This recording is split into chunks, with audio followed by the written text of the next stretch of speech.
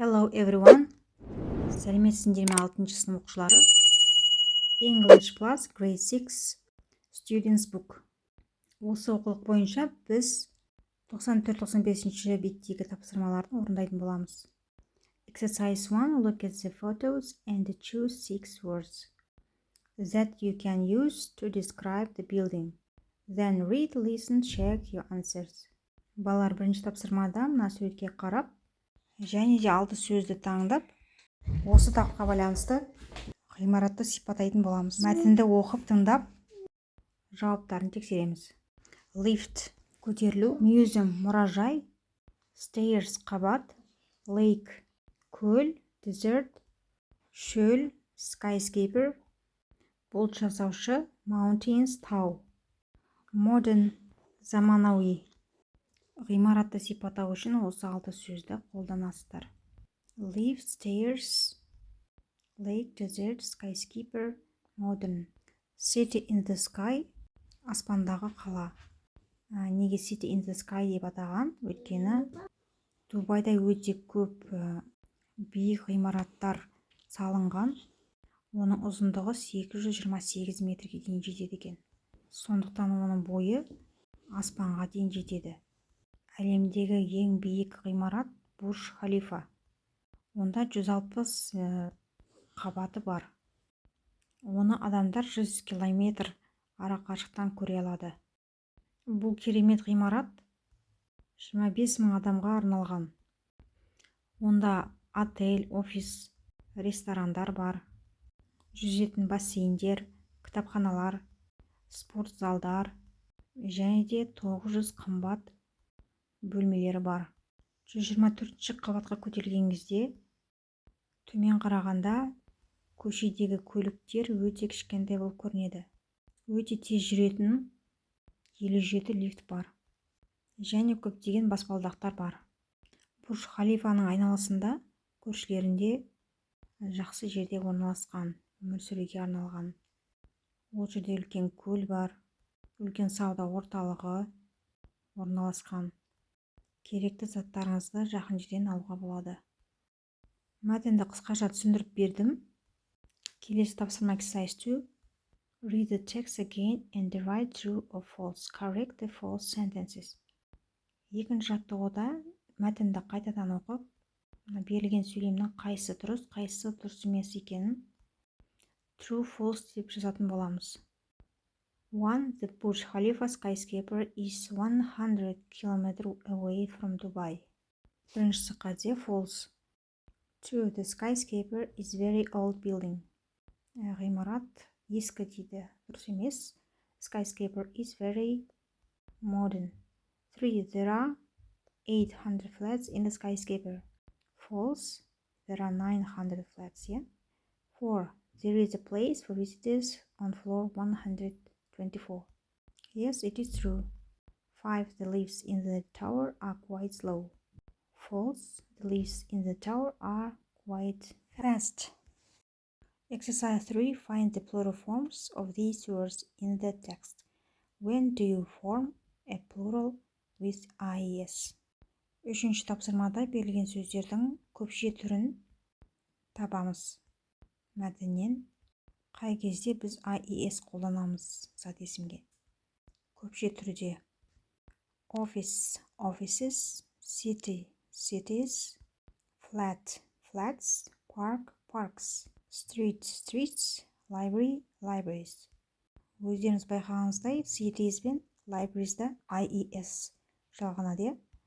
Қалған уақытта жай ғана S жалғаймыз. Exercise 4. Build your vocabulary. What do these adjectives describe? Find them in the text and check. Төртінші тапсырмада вокабулярыңды құр дейді. Мына берілген етістіктердің сипаттамасын бер. Мәтіннен тауып, тексер. Amazing. Таңғажайып. Luxury. Люкс. Яғни өте жоғары сапада деген мағына береді. Enormous. Өте үлкен. Incredible. Керемет. Fantastic. Фантастикалық. Tiny. Өте кішкентай. Fast. Тез. Одан басқа мәтінде басқа да сын есімдер кездеседі.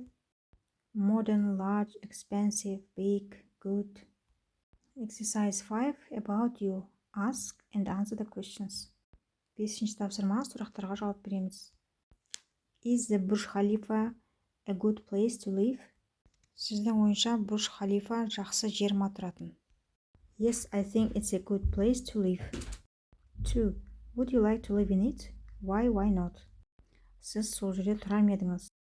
Неліктен? Yes, I would like to live there because the place is comfortable and luxury flat. 3. Are there any interesting buildings in your town?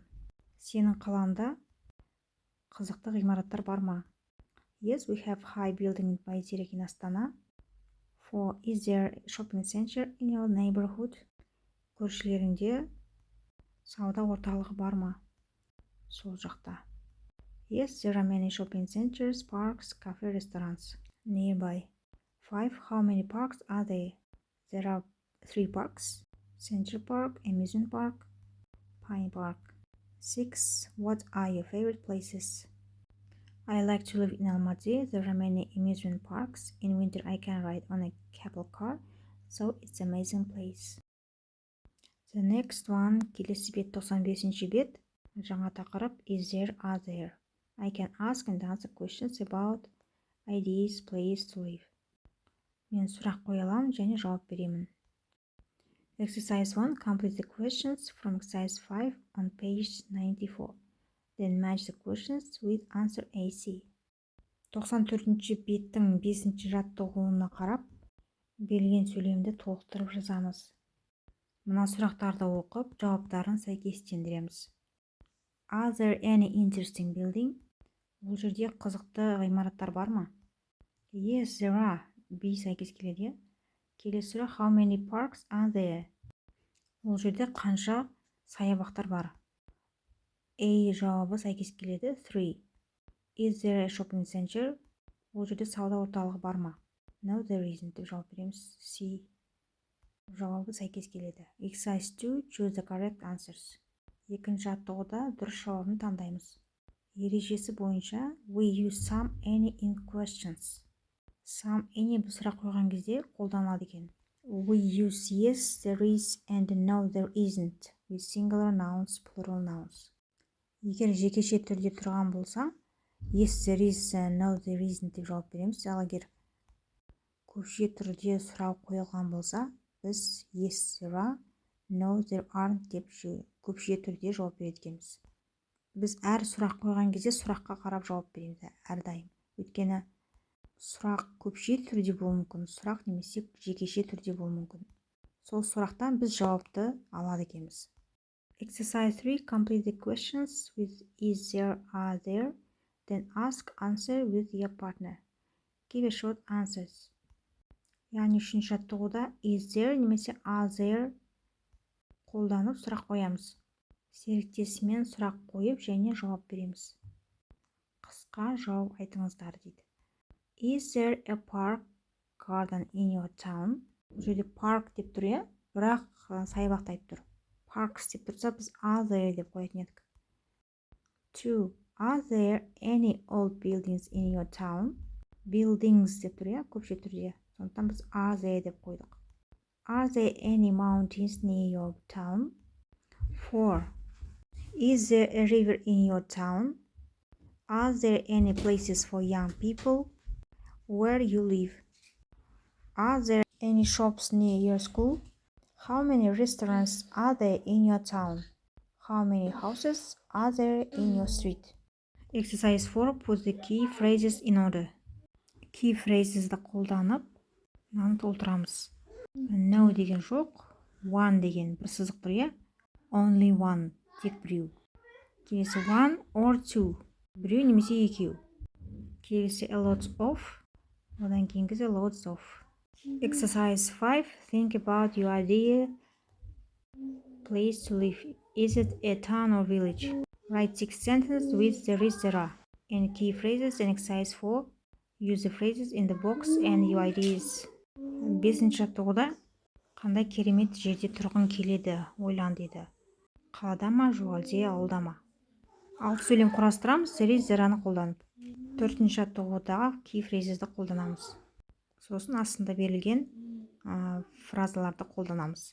Мысалы, in my ideal place to live, there are no factories. Менің өмір сүретін идеал жерімде ешқандай зауыттар жоқ. Осы сияқты құрастырамыз.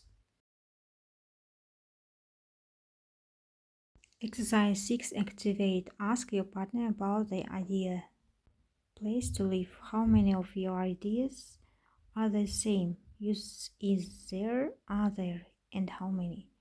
And your own ideas. In exercise 5, give short answers. Өзің серіктесінен сұра, сенің идеал жерің қандай тұратын. Is there, are there, how many деген сұрақтарды қолдан. Бесінші жаттығуға қарап, қысқа жауап бер. My ideal place to live is a small town деген сияқты.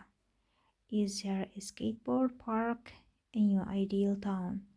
Yes, there is. Балалар, осымен сабағымыз аяқталды.